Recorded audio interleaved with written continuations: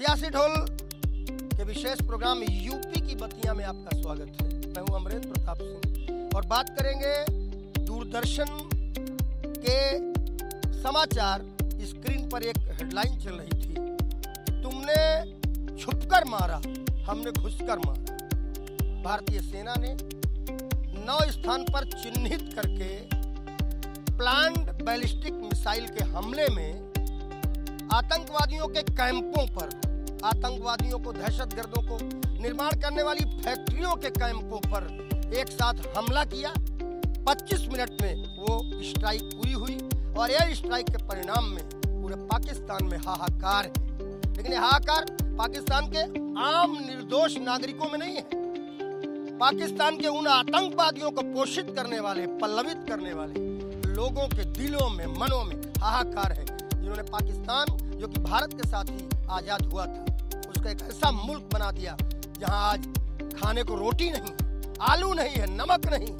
उस पाकिस्तान में अगर कुछ है तो वह है केवल दहशतगर्दी, और कुछ लोग उस दहशतगर्दी की आड़ में अपनी रोटियां सेक कर करोड़ों डॉलर बना रहे थे और उन्हीं आकाओं के ऊपर हमला हुआ, परिवार खत्म हो गया। क्या कहेंगे आचार्य? तो ये कहेंगे क्या, जो जैसा करेगा वैसा भुगतेगा। और वो आतंकवादी देश था, वहाँ आतंकवादी पल रहे थे और आतंकवादियों ने जो कृत्य यहाँ भारत तो 70 साल से उनका कोड़, 71 में लड़ा, 61 में, 62 में, 65 में लड़ा, 90 में लड़ा। वो तो सिर्फ वही कुत्ते की पूंछ, वो हमेशा वो सिर्फ उसको टारगेट और कोई देश नजर आता नहीं, क्योंकि हम ही ने, मजेदारी ये कि हम ही ने उनको दिया और हमारे ऊपर ही वो अपना राज चलाना चाह रहे थे। उसका मुख्य कारण था हमारे देश की सियासी पार्टियां, जिन लोगों ने उसको, देश को जाकर के, उसको ले जाकर के इस स्थिति पे खड़ा किया, जो यहाँ की सियासत न करके वो ज्यादातर पाकिस्तान की सियासत करते थे, क्योंकि वो मुस्लिम वोट तुष्टीकरण के लिए, और वो वहाँ आतंकवाद की फैक्ट्री थी। उस आतंकवाद की फैक्ट्री को भारतीय जनता पार्टी की सरकार ने आज उसको 9 जगह पे स्ट्राइक करके नाबूद किया। अभी जब सबसे पुलवामा, पहलगाम में हमला हुआ था, विपक्षी पार्टियां कब करेंगे, और आज दिखा दिया। यहाँ पे बल्ब में रख करके ये हुआ, ब्लैक आउट घोषित किया जाएगा, रात में वहाँ पे सर्जिकल स्ट्राइक हो गई। इस बात है, पूछ लेते हैं जो पूछ रहे थे कब करेंगे, क्या करेंगे, वो आप क्या पूछे? देखिए, अब तो जवाब मिल गया है, लेकिन थोड़ा मिला बेसिकली जो है, क्योंकि हमारे माननीय प्रधानमंत्री जी ने कहा था कि एक सर के बदले 10 सर लाएंगे। आपने भी सुना होगा, हमने भी सुना इस बात को जो है। लेकिन अभी एक सर के बदले 10 सर, जो 26 लोग मारे गए, उसके बदले में 260 लोग मरने की पुष्टि न कोई चैनल ने किया है, न माननीय प्रधानमंत्री जी ने किया है, ना ही पाकिस्तान की मीडिया ने किया है। तो इस बात का इन सब लोगों को इंतजार है कि एक के बदले 10 सर कब लाएंगे। और मुझे लगता है ये छोटे छोटे जो है अभी ठिकानों पे हमला कर करके जो है, ये तो सेना ने किया है, क्योंकि ये हिंद की सेना है, घुस कर मारेगी, चुन कर मारा है, फिर भी ये मारेगी। तो ये हिंद की सेना है। लेकिन अभी राफेल का इस्तेमाल नहीं हुआ है, जिसको अब कांग्रेस के प्रदेश अध्यक्ष ने कहा कि खिलौना है। तो मुझे लगता है अब राफेल की भी जरूरत, मुझे लगता है आनी चाहिए जो है, क्योंकि वो खिलौना तो नहीं है, पैसा लगा देश का उस पर जो। और जब तक उसका इस्तेमाल नहीं होगा, तब तक हम लोग 1965 की भी लड़ाई जीते हैं, 1971 में भी लड़ाई जीते हैं पाकिस्तान से जो है, 1998 भी लड़ाई जीते कारगिल की जो है। लेकिन अभी भी हम लोगों को जो है लग रहा है कि नहीं, ये फिर से गलती करेगा। तो जब बच्चा बार बार गलती करता है तो उसको बड़ा दंड देना चाहिए। ये छोटा दंड दे करके मुझे लगता है वो बच्चा सुधरेगा नहीं, और यदि नहीं सुधरेगा तो फिर एक बार पहलगाम जैसे आतंकी हमला होने की उम्मीद लग रही है। तो मुझे लगता है फिर से अब राफेल या कुछ बड़े सर्जिकल स्ट्राइक। क्या सुधरेगा नहीं, क्या करेगा बच्चा? देखिए, आपने अपने डिबेट में इतना नए कोट डाल दिए हैं। मैं एक एक शब्द को बड़ा आपका मैं गौर से सुनता हूँ, इसलिए कि आप केवल एंकर नहीं है, आप थिंकर भी हैं। चूंकि हम और आप नवाजी आपकी जो आप बोल रहे हैं बड़े हैं जी। बच्चा, अगर मान लीजिए कि अगर हम बच्चा समझ करके, अगर भारत का जो सिंदूर ऑपरेशन है, इस अगर वो बच्चा की दहलीज पर हम अपने ऑपरेशन का प्लान बनाते हम ऑपरेशन का रणनीति बनाते, हम उस ऑपरेशन का मूर्त रूप देते, तो हम समझते हैं कि ये बहुत बड़ा गलतफहमी होती।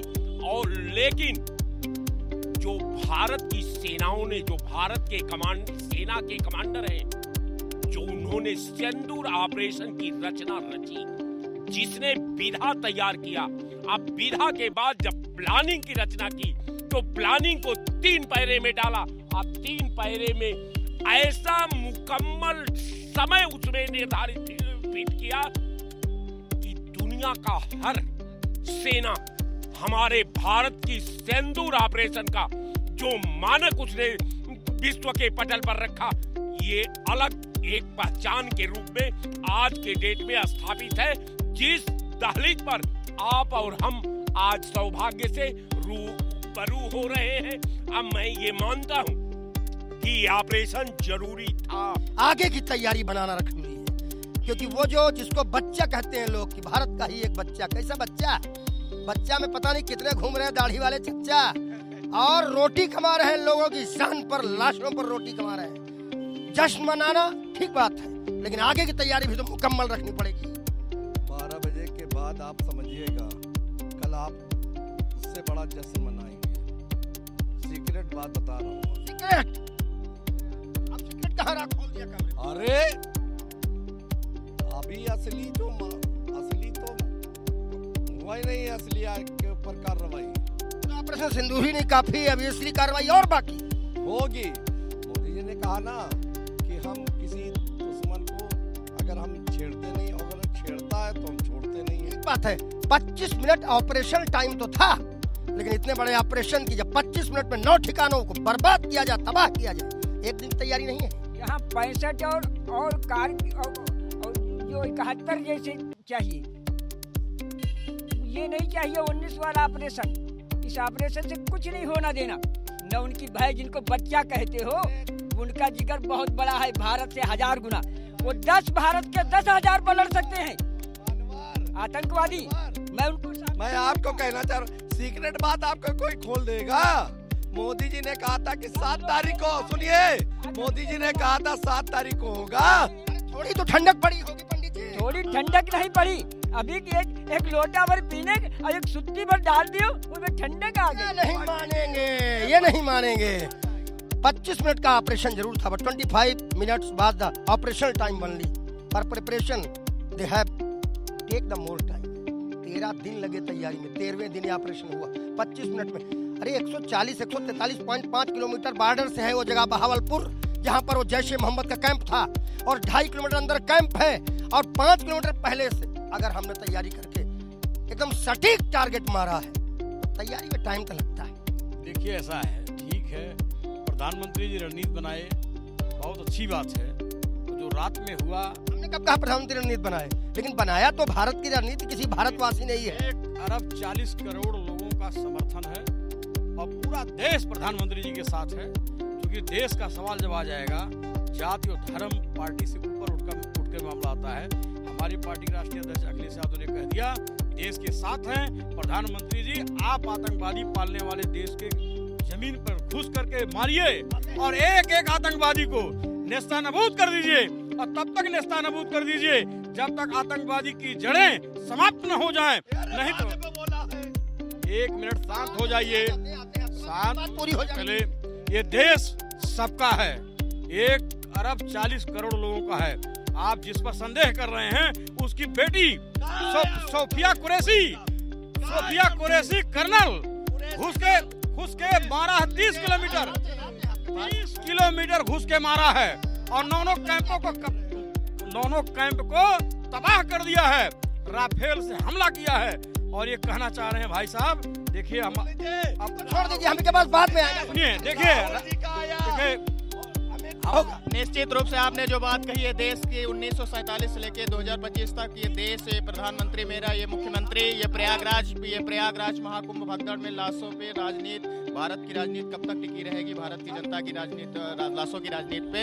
और ये देश है कि सिस्टम है कि मजाक। अभी पाकिस्तान के आतंकवादी हमला करते हैं भारत की सेना पर, भारत की सेना मार गिराती है पाकिस्तानी आतंकवादियों को, फिर पाकिस्तानी आतंकवादी मार गिराते हैं भारत की सेना को। तो हमारे मोदी जी विदेश जा रहे हैं, राफेल ला रहे हैं, ये देश जा रहे हैं, है कि सिस्टम, ये प्राइम मिनिस्टर है कि मजाक, ये देश है कि सिस्टम। हम लोग पढ़ते थे तब से देख रहे हैं भारत की संसद पर। आज जो हुआ उस पर बात करो। तुम पढ़ते थे तब की बात हम सुन लेंगे, लेकिन आज हमारी सेना ने जो किया उस पर बात। उसके लिए सेना पर प्राउड है, गर्व है, लेकिन सेना ये भी सुनिश्चित करे कि भारत पर अब कोई आतंकी हमला इन फ्यूचर भविष्य पर नहीं होगा।